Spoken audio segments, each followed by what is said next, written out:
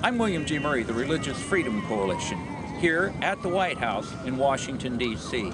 Today, a radical UK imam was scheduled to be in the United States in order to hold a demonstration here calling for Sharia law to be forced upon the people of the United States.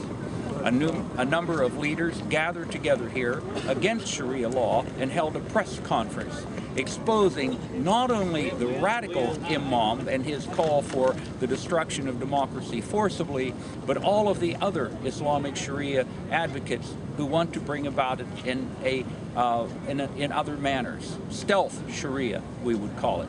Here are some clips from that news conference. Thank you. I want to address this just slightly differently. The only minister in the Pakistani government who was a Christian was gunned down by assassins yesterday.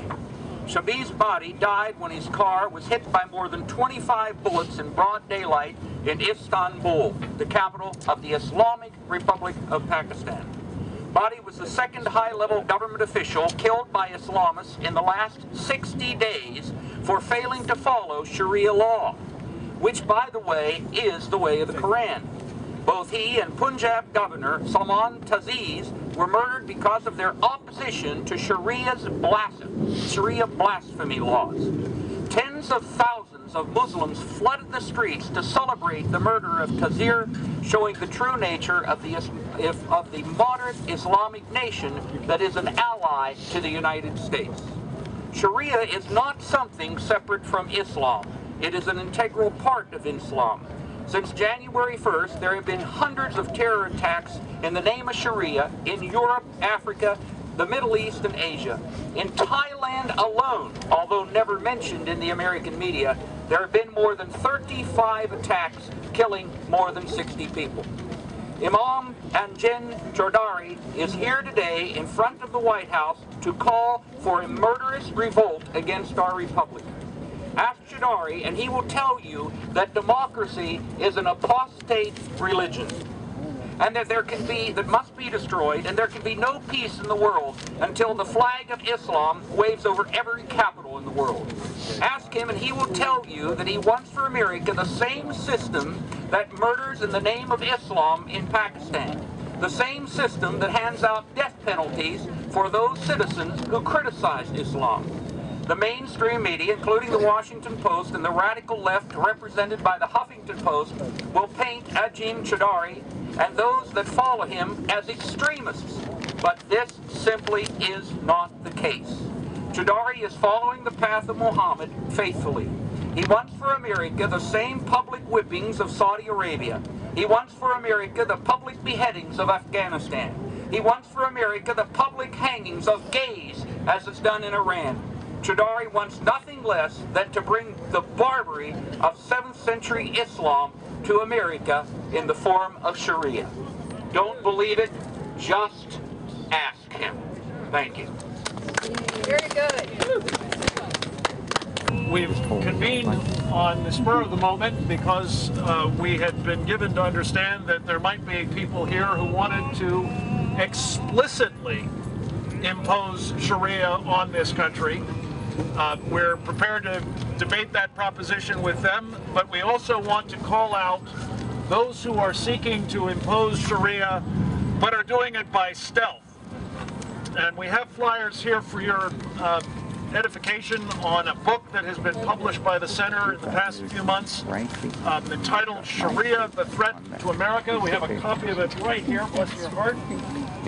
It is available at Amazon, where I'm delighted to say it is currently a bestseller, produced by 19 superb security policy professionals who have come together to help explain what it is, Sharia, the theopolitical, military, legal program that those who adhere to it seek to impose on all of us. As I say, by stealth where necessary, by violence where practicable.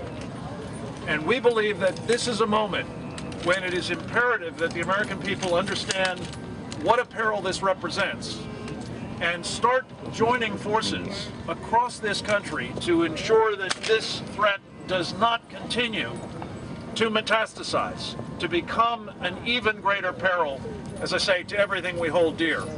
So we have, in a very short time, pulled together a fabulous group of thoughtful, knowledgeable individuals, some of them prominent figures, some of them just plain Americans, who share this conviction that the time has come to say no to Sharia, to make clear what a danger it represents, and to call upon the President of the United States to make clear where he stands on this threat, to make clear that he is with us in opposing this peril to our Constitution, that he is opposing the Muslim Brotherhood, as well as the other organizations who are seeking to impose it upon us, and that he is going to live up to his constitutional responsibilities to protect us and lead us in this fight.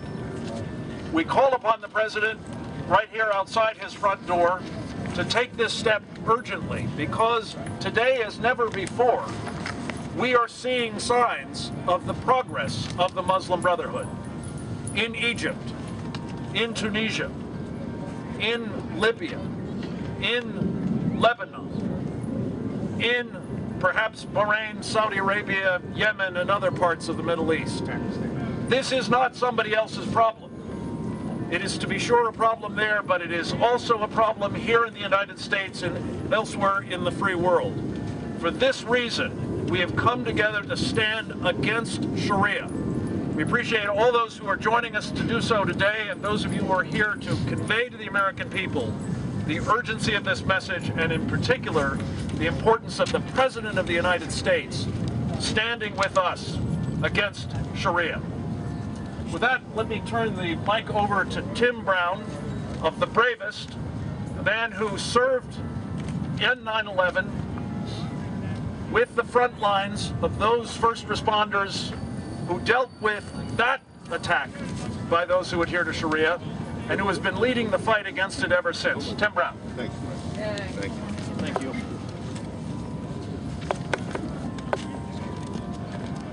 My name is Tim Brown. I'm with Liberty Rocks. I am here with my friends from the Liberty Alliance. We're standing together against Sharia law in the United States of America. On 9/11, I was a victim of people, very bad people, who flew the planes into the towers. I lost my two best friends. I lost 93 of my coworkers that I knew, that I worked with, to Islamic terrorists who want to bring Sharia law to the United States. Sharia equals tyranny. America equals liberty. We do not want your Sharia here.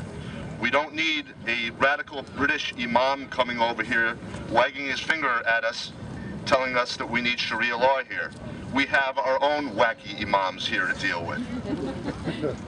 And you know what? We are dealing with them. We're putting them in their place. Imam Rauf in New York didn't know what he was up against.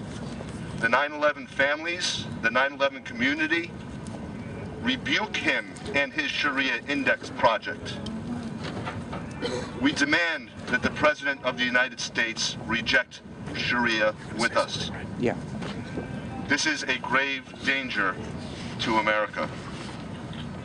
We will not back off. We will not lay down. We say no to Sharia law here in the United States.